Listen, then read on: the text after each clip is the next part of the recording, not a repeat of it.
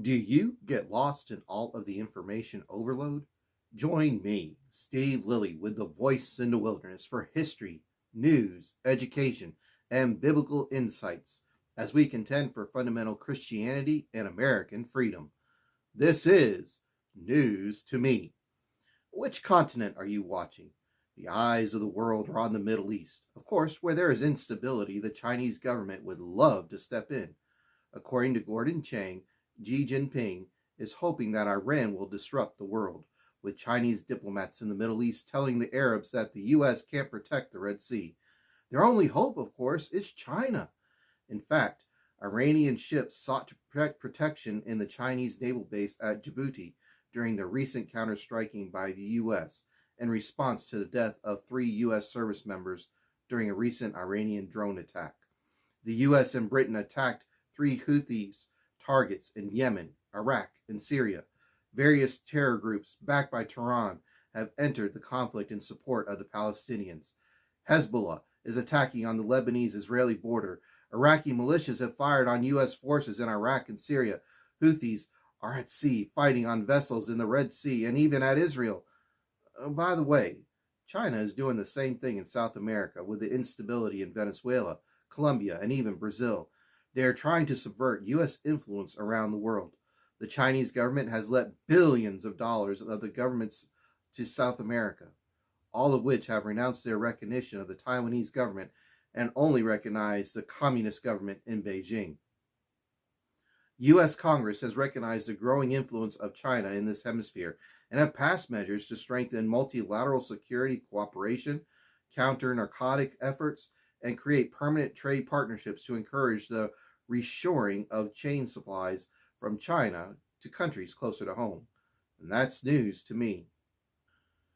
Taking a quick break to bring you a great resource from the Voice in the Wilderness. Dear Mr. Creator, please tell me what the universe was made for. Please, Mr. Creator, tell me what man was made for. Will you tell me why the peanut was made? To find out the answers to these questions and more, request this pulpit pamphleteer on What Matters, Christian Testimonies, a Forgotten Heritage of Black Lives. First Amendment rights? The Third Circuit Court of Appeals on Monday stated that it is not the right of people to refuse not to wear a mask in public meetings during a public health emergency. In early 2022, George Falcone and Gwyneth Murray Nolan refused to wear masks at 2 different townships in New Jersey while attending school board meetings.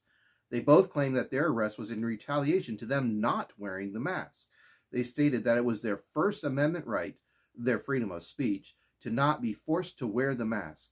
However, the Third Circuit stated that one is free to voice their opposition through multiple means, but disobeying a mask requirement is not one of them. One of the cases was returned to the lower courts for further consideration. The Third Circuit said that the plaintiff failed to show that she was retaliated against. Keep tuned, as these cases will probably go before the Supreme Court. By the way, not too long after these 2 people were arrested, New Jersey's order for public masking in schools was ended. What are your thoughts on this? Leave a comment to let me know below. Another great resource from the Voice in the Wilderness. The Heritage Pin is great for a special witness tool to show your Christian faith. 6 different designs express your American patriotism and biblical commitment to those around you. Oh, and the Star of David shows that we stand with Israel. Order yours today to show where you stand. Back at it. February is Black History Month, and here's the truth about some of Abraham Lincoln. He wasn't an abolitionist, a person who not only wanted the elimination of slavery, but also the incorporation of freed slave people into society as equal members. In contrast, Lincoln's speeches and writings stated that he really didn't know what to do with the black person. In his debates with Stephen Douglas, Lincoln stated that black people should not have the same rights as white people. His position held that the South had slaves, and that was a fact. He was opposed to voting rights for black people and their right to serve on juries, hold office, or intermarry with whites. He thought that colonization in Africa or South America was the solution for ending slavery. The Great Emancipator's Proclamation in 1862 was a military policy, which only applied to slaves of the Confederacy and that being only if Northern states won the Civil War. Lincoln believed that this political move was providing a way for slaves of the South to rise up in rebellion against their masters. Union states that were south of the Mason-Dixon line did not free their slaves till well after the Civil War was over. In truth, it was the 13th Amendment in 1865 that ended slavery, but not all states immediately ratified it.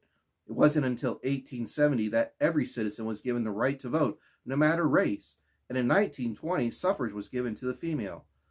Facts can certainly bring truth into clear view, and that's news to me.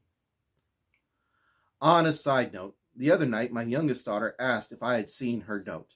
Of course I hadn't at the time because I had just walked in the door from work and she had placed it on my nightstand next to my bed.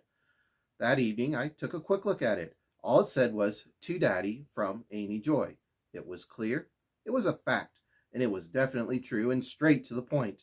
I'm her daddy and she's my Amy Joy. You know, we have a note from heaven that we can look to daily, from God to us through his word, the King James Bible. His name to our name. Simple, but it can sure clear up a lot of confusion that's out there today. Have you picked up your Bible and read it today? And that's news to me. Go to www.thevoiceinthewilderness for more resources.